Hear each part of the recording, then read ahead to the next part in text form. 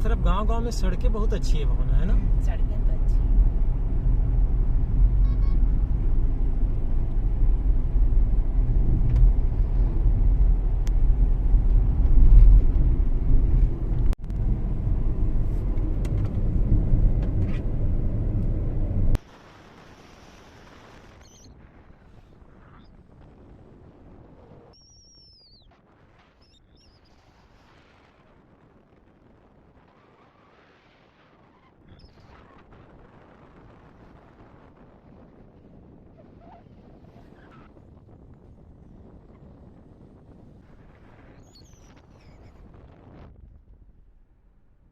नमस्कार दोस्तों, इस नए वीडियो में फिर आपका स्वागत है। ये मेरी पत्नी भावना, मेरी अर्धांगिनी और मेरी इस सफ़र में सहयात्री। दोस्तों, मैं एक कामकाजी आदमी हूँ। मैं पत्रकारिता के संस्थान में नौकरी करता हूँ और उसमें से छुट्टी लेके अपनी नौकरी से मैं घूमने निकला हूँ। जैसा कि आप सबको पता है कि 28 फरवरी को हम आवली घाट से इसी गाड़ी से निकले थे और अलग अलग जगहों की यात्रा हमने की है। नर्मदा के तीर संगे संग हम गुजरात सीमा तक जाएंगे। नर्मदा यात्रा, नर्मदा परिक्रमा, आप लोग नर्मदा परिक्रमा तो सुने हैं, नर्मदा यात्रा क्या है? तो हमने नाम नर्मदा यात्रा 2 दिया है। इसका मतलब ये है कि नर्मदा के आसपास, नर्मदा जी के कभी हम लोग उत्तर तट चले जाते हैं, कभी दक्षिण तट चले जाते हैं। हमारा पुराना आपने देखा होगा, हमने बांद्राभान घाट से अमरकंटक तक उद्गम स्थल तक गए थे। भोपाल में हमारे नल में पानी आता है, जल आता है नर्मदा जी का, तो इसलिए हमको भी लगता है कि चलो हम लोग नर्मदा जी के प्रति चाहे श्रद्धा कहे या जानने की जिज्ञासा कहे, तो हम लोग निकले, उसको हमने नर्मदा यात्रा दे दिया। तो ये नर्मदा यात्रा 2 है। सही। हार्वेस्टर बोलते हैं ना इसको।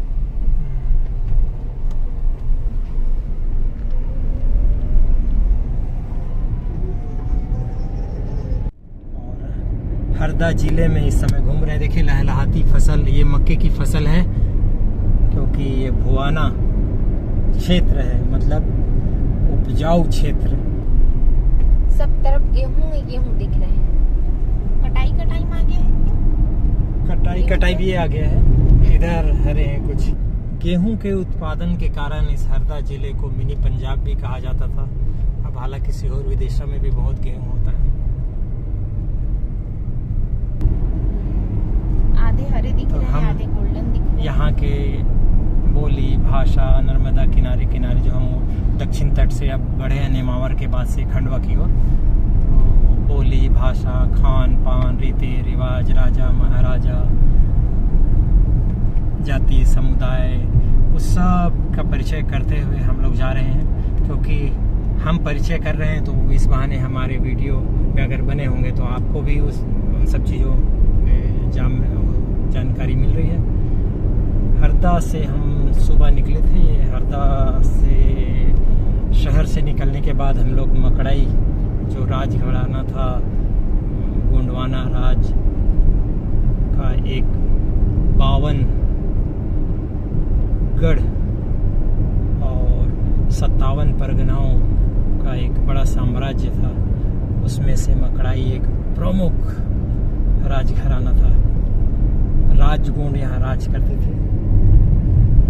अब उसके बाद जैसे कि आपने पिछले वीडियो में देखा होगा, हम क्योंकि धरोहरों की भी यात्रा कर रहे हैं, थोड़ा हम लोग नर्मदा तट से ऊपर की ओर भी चले जाते हैं, थोड़ी दूर की ओर। अरे फूलों की भी खेती हो रही है। ये मैं देख रहा हूँ कि इस तरफ ये सिराली के आसपास ये प्याज की खेती और वो टमाटर की खेती हो रही है। वो पन्नी बिछा के कर रहे हैं ना, सीट बिछा के। हाँ, तो धरोहरों की कमी नहीं है। और ऐसे ही एक धरोहर को देखने जा रहे हैं हम। तो दोस्तों, आप हमारे साथ, उम्मीद है कि आप भी यात्रा कर रहे होंगे। और अब हमें रास्ता पूछना पड़ेगा। चारुआ यही है। दादा, चारुआ कहाँ से जाएंगे? चारुआ कहाँ से जाएंगे? चारवा हाँ, चारवा सीधा कितना किलोमीटर है? 17 वहाँ क्या है देखने लायक? मेला है वहाँ पे, मेला चल रहा है, काहे का? बुलेट वहाँ पे भिलट बाबा का? तो भिलट बाबा का मंदिर भी है इधर? मेला चालू है। कब से? कितने दिनों के लिए? चालू रहता है। और कितना महीना चलेगा? अच्छा, कितना किलोमीटर है? 17 चारुआ 17 किलोमीटर है। अच्छा, हमें कोई 7 किलोमीटर बता रहा था। तो आप समझ गए होंगे हम लोग कहाँ जा रहे हैं, चारुआ। वहाँ आपको अद्भुत चीज दिखाएंगे। आप हमारी वीडियो में बने रहिए दोस्तों, और चैनल को हमारे अभी तक सब्सक्राइब नहीं किया होगा तो सब्सक्राइब कीजिएगा। और जो वीडियो देखते जा रहे हैं कुछ जानकारी मिल रही होगी तो लाइक भी कीजिएगा, कमेंट भी कीजिएगा दोस्तों। और चारुआ हम लोग जा रहे हैं। अब तक का सबसे बड़ा रहस्य जो अभी पुरातत्व विभाग भी सुलझा नहीं सका है, ऐसी चीज हम आपको दिखाएंगे। बने रहिए इस वीडियो के साथ। और खेतों के बीच से हम लोग जा रहे हैं चारुआ, हरदा जिला का। अब बिल्कुल निर्माण यहाँ से शुरू हो रहा है, समझिए खंडवा जिला लग जाएगा आगे। एक पेट्रोल पंप आप देख रही थी यहाँ है। हाँ, 3 है बोल रहे थे। सिराली गांव में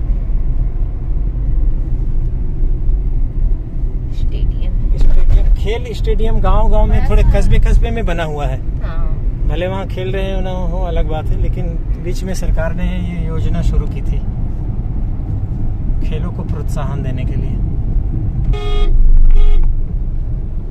और बड़े खतरनाक तरीके से हो गया है ना।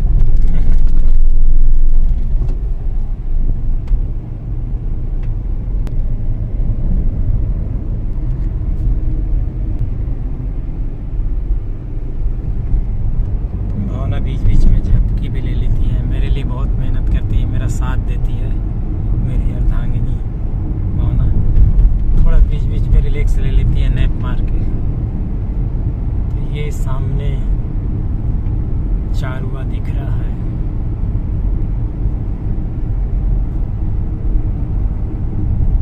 वानगंगा नदी के किनारे, स्थानीय भाषा में वानगंगा कहते हैं, जो नर्मदा की एक सहायक नदी है।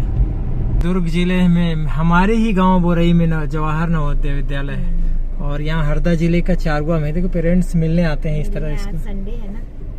हाँ, आज संडे है, संडे है तो सब 2 मार्च। शिक्षा का अधिकार, बढ़िया है कैंपस।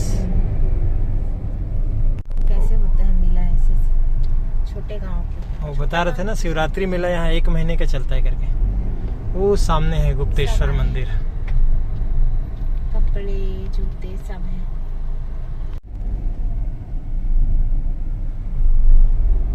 दिखना राधा कृष्ण मंदिर, गौशाला भी है। गौशाला, मेला ना, हाँ, बहुत इंतजार करते होंगे सालों से।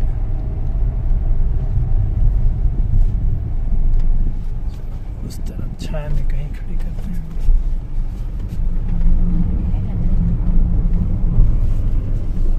अभी भी लगा ही रहे हैं सब लोग, टेंट वेंट लग रहे हैं। क्या ले लिया भानु? नारियल और प्रसाद लिया। तो ये मेला कब से भरा है? मेला शिवरात्रि कब तक रहेगा? ये रंग पंचमी तक। तो अभी तो कुछ दुकान अभी भी लग रहे हैं। हाँ, अपनी तो 12 महीने लगते तो यहीं लगे। और आप ये- परमानेंट वाले हैं। अभी लग रहे हैं दुकान।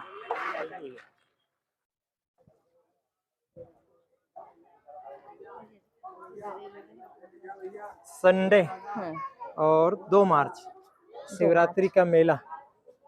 आप लोग मंदिर का दर्शन कर लिए? कहाँ से आए हैं? टिमरनी से। पास में है गांव? पास दूर है? तो ये आ गए हम गुप्तेश्वर महादेव जी का मंदिर, चारुआ, जिला हरदा। अब मेला घूमेंगे। और ये पुल वान गंगा नाम है इस पुल का, नदी का। और ये पुल बना हुआ है बाजू से। हम लोग शायद जाते समय यहाँ से जाएंगे। इधर से जाएंगे हम। आजा। तो दोस्तों, ये चारुआ कहा जाता है कि मुगल काल में जब दिल्ली से बुरहानपुर के बीच मुगल सल्तनत का संबंध था, प्रसाद ले लिया आपने? प्रसाद ले मुगल लिया। काल में बुरहानपुर से दिल्ली के बीच ये मार्ग था। चारुआ हरदा जिले का एक और ऐतिहासिक धरोहर है। मुगल काल में बुरहानपुर और दिल्ली के बीच जो राज्य मार्ग था उसका ये भाग था। हालांकि मंदिर बाद में मिला, लेकिन कहा जाता है कि शाहजहां ने मुमताज का जो ताजमहल बनवाया है उनके नाम से, तो वही बुरहानपुर में उनका शासन था। और मुमताज बेगम की मौत जो है बुरहानपुर में हुई थी। खैर ये बातें तो हम और कभी बताएंगे आपको। यहाँ टीले को जब खुदाई की गई तो शिव मंदिर मिला, और गर्भगृह में अभी आपको ले जाएंगे गुप्तेश्वर महादेव चारुआ का दिखाने के लिए। आइए भावना जी। आप और पहले आए हैं क्या यहाँ मंदिर में? यहाँ मैं पहली बार आ रहा हूँ। यहाँ अलाउड होगा तो नहीं होगा देख लेना पड़ेगा। वाओ, ओम नमः शिवाय, ओम नमः शिवाय, ओम नमः शिवाय। ये स्वर्ण पालिश है क्या? हाँ, स्वर्ण पालिश। बाकी ये सब पूरा पुराना ही है, प्राचीन। अंदर का ये पूरा सोने का पालिश है? नहीं, ये पेंट है ये। अच्छा, स्वर्ण गोल्ड पेंट है। जी जी जी। ये अखंड ज्योति भी इसी मंदिर परिसर में जल रहा है, जो 20 साल से लगभग ऐसा कहना है।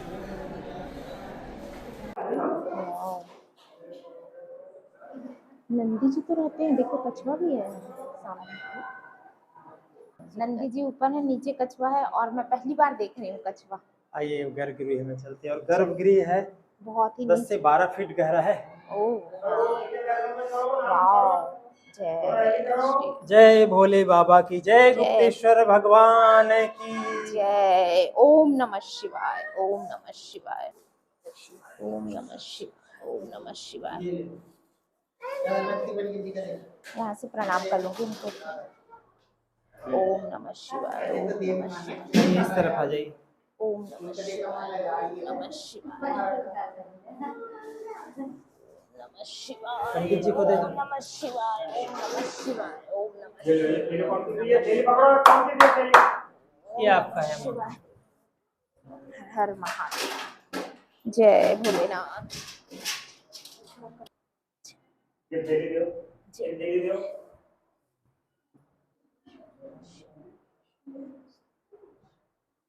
भैया नीचे उतरो ना, आप नीचे उतरो, आप तो नीचे उतरो। जी भाई थोड़ा जल्दी करो, इतना समय मत दो, थोड़ा जल्दी कर लो। ये गर्भगृह कितना गहरा होगा जमीन के लेवल से पंडित जी? 10 फीट तो होगा उसका लेवल, 10-12 फीट। चलो जिनके दर्शन हो, चलो नाम करो,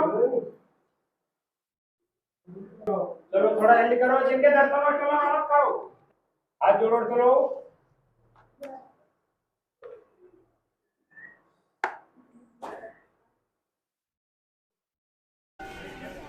ये छाया बना दिया है मंदिर परिसर में तो और अच्छा हो गया। हाँ, जबकि मार्च होने के बावजूद भी तप रहा है। नमस्कार जी, आपका क्या शुभ नाम है? मेरा नाम पंडित ब्रजमोहन जोशी। अच्छा, आइए क्या क्या दिखाना चाह रहे हैं हमें पंडित जी?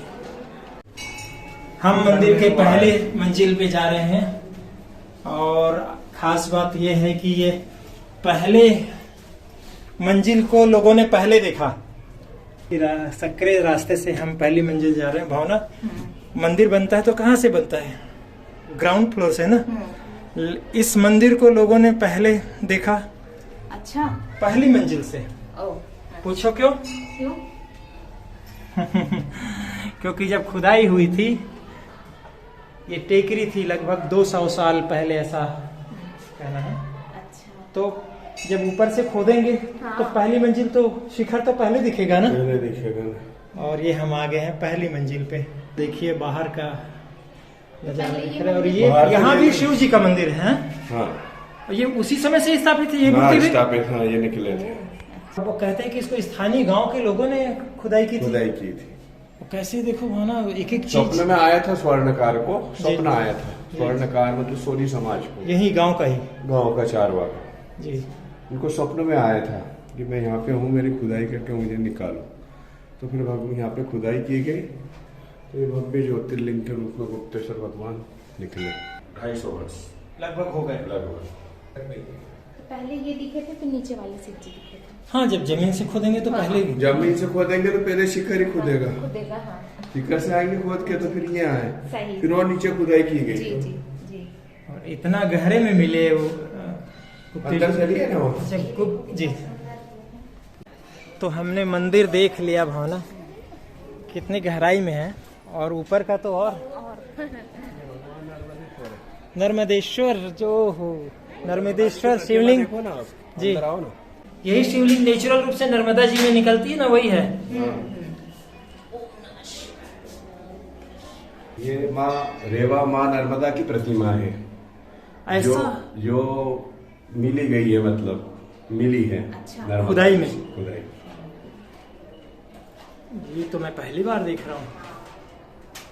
और यहाँ पे माता जी के हाथ में शिव जी हैं, इधर कमंडल होने के कारण ये सब मतलब मान रेवा है। ऐसी प्रतिमा आपको प्राचीन और कहीं नहीं देखी होगी आपने ऐसी।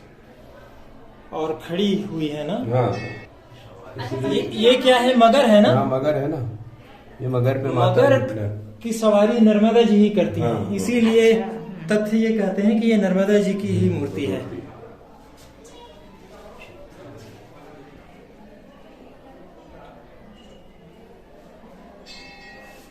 ये तो हमारी नर्मदा यात्रा में अद्भुत दर्शन हो गए हमें। और ये भी नर्मदेश्वर प्राचीन है, जैसे जलाधारी सालंका आपको तो ये प्राचीन पूरा है। परिसर खुदाई में मिला था। हाँ ये पूरा होगा परिसर। दीवार बाद में नहीं बनी है, पहले से ही थी ये दीवारें। मैंने दीवारें तो बाद में ये का काम हुआ उसमें भी, बाकी वो उतना पूरा तो पूरा मुख्य मंदिर पहले से ही था। पहले से।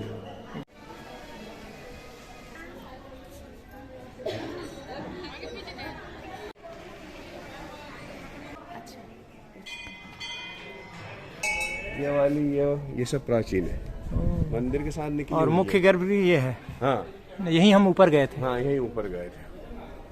ये पहले से ही बनी हुई है ये ऐसे। सब पहले से बनी हुई, इनको मतलब उसमें पुट्टी में वो नहीं करा, उनको निकाल के बाहर रख और दिया। दीवारें काहे की थी, ईंट की है पत्थर की है। हाँ पूरा वो तो वो चूने उस समय की जो चूना हो, हाँ, उसकी वो जो पत्थरों की थी पूरी।